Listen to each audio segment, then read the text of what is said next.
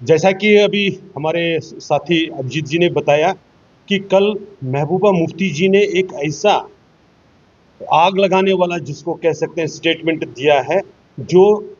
Communally और regionally divisive है, extremely provocative है और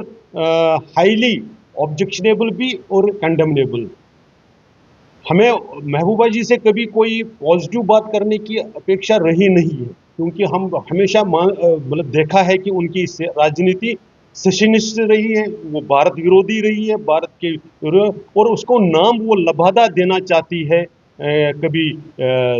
डिस्टेंस के नाम पर, कभी रीजन के नाम पर और कभी माइनॉरिटीज के नाम। अगर वो वास्तव में ईमानदारी से इन्हीं बातों पर जो वो कहती है, अगर वो ईमानदारी से इसी पर भरोसा करती, तो जम्मू के साथ साथ वो कश्मीर के बारे में भी, कश्मीर के लोगों के बारे में भी उसी प्रकार से चिंतित रहती कि जो कश्मीर के दूर दराज के लोग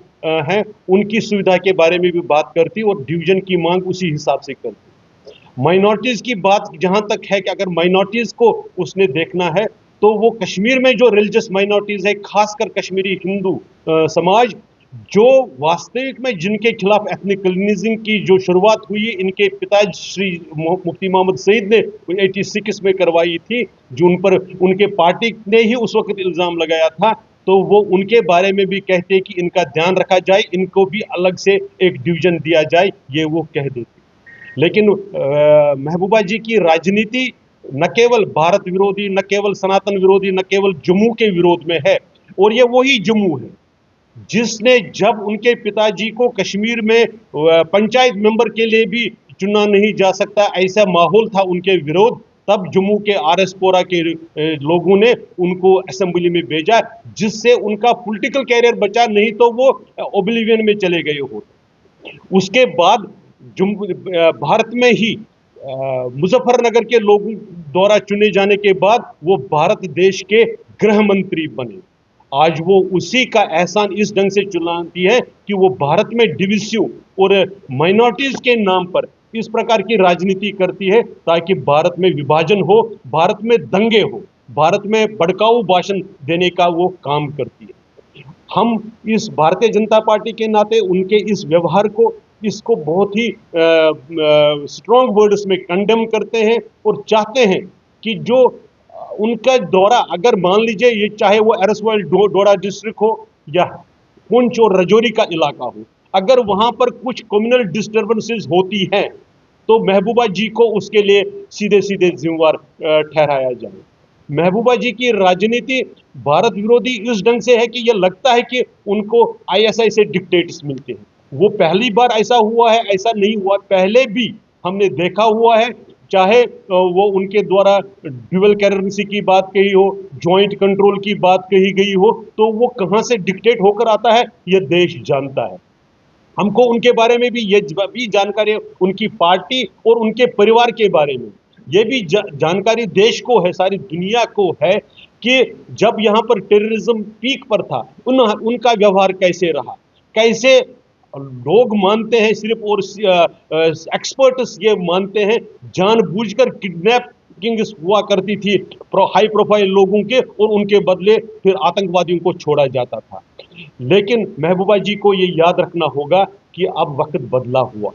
भारतीय जनता पार्टी हिंदू मुस्लिम के नाम पर डिवीजन नहीं होने देगी। भारतीय जनता पार्टी जम्मू कश्मीर को जम्मू एंड कश्मीर नहीं मानती है, न जम्मू कश्मीर को जम्मू अंडर कश्मीर मानती है। भारतीय जनता पार्टी जम्मू कश्मीर को जम्मू कश्मीर मानती है, जिसके लिए दोनों रीजन बराबर है, हर क्षेत्र बराबर है। किसी क्षेत्र के साथ अन्याय नहीं हो सकता है, किसी समुदाय के साथ अन्याय नहीं हो सकता है। भारतीय जनता पार्टी के शासनकाल में ही हर व्यक्ति, हर समुदाय और हर रीजन को बराबर का हक मिला है। आज तक अगर आप देखेंगे, उस पर मेरे साथी अभिजीत जी और फर्दर रोशनी डालेंगे, आज तक खासकर कामराज को जिस तरह से इन श्रीनगर सेंट्रिक पार्टीज ने डिस्क्रिमिनेट किया, उसकी डिस्क्रिमिनेशन को अगर दूर करने का काम किया तो भारतीय जनता पार्टी के शासन में हुआ।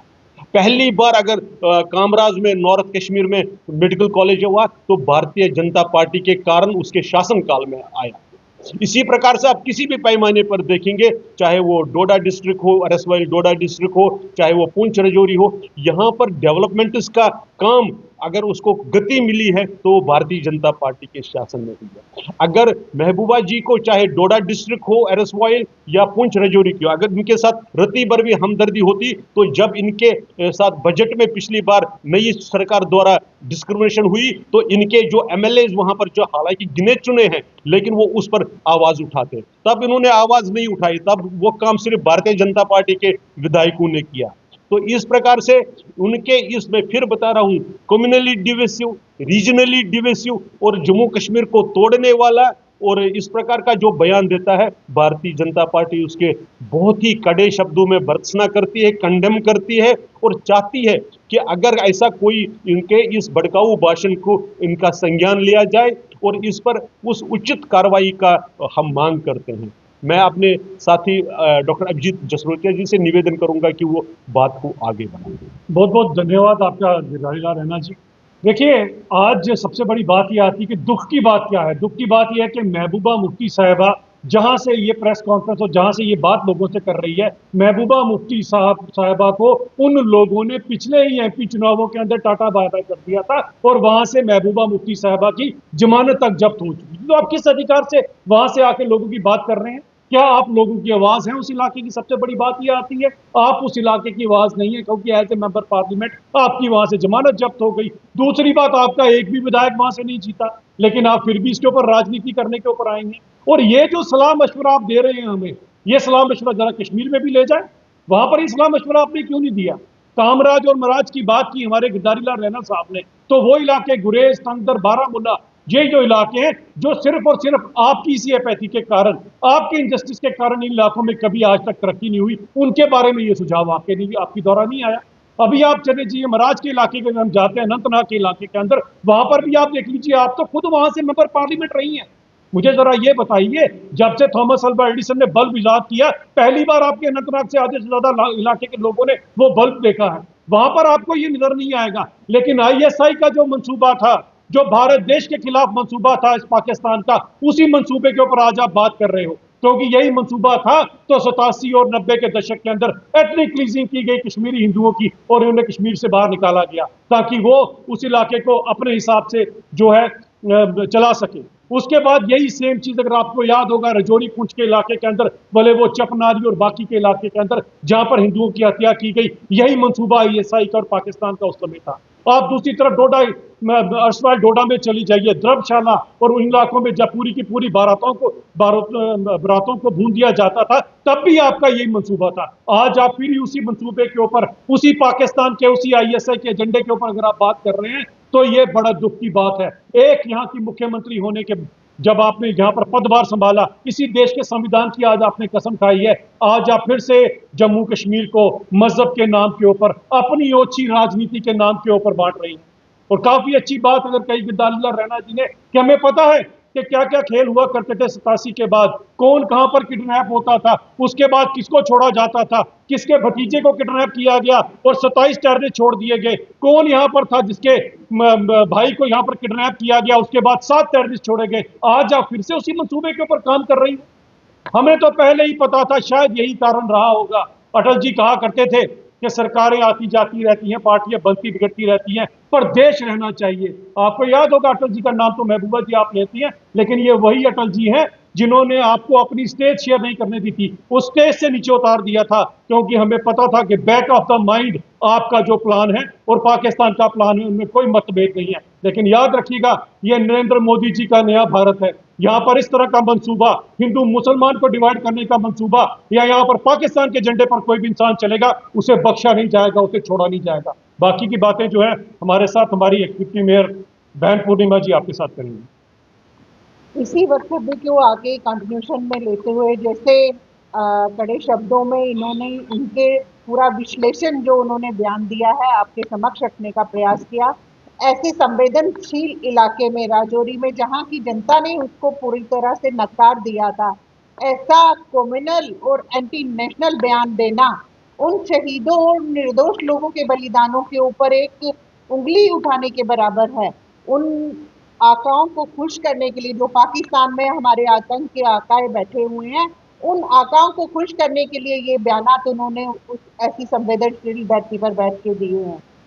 जैसे हमारे अभिजीत जी ने बताया कि जहां आज उस बौखलाहट के कारण कि जहां से आपके 2-3 मात्र सीटें निकली हैं, जहां जनता आपको पूरी तरह से नकार चुकी है और आपका अस्तित्व बिल्कुल ज़ीरो हो चुका है, और आज आप फिर उसी अलगववाद की जो राजनीति, जो आपका बेस रहा है, कई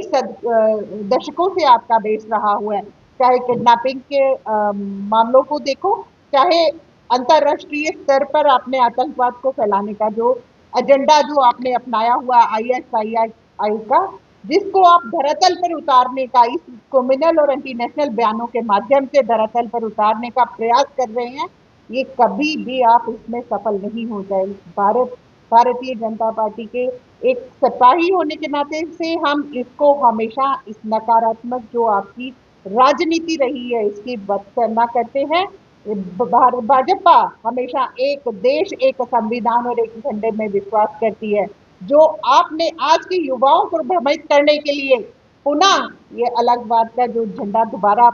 उठाने की यत्न किया है, इसको हम कंसर्न एजेंसियों से हम पूर्ण रूप से आपके अगेंस्ट जो है बयान, इस बयान पर पूर्ण संज्ञान लेने पे और आपके ऊपर कड़े जो है इसका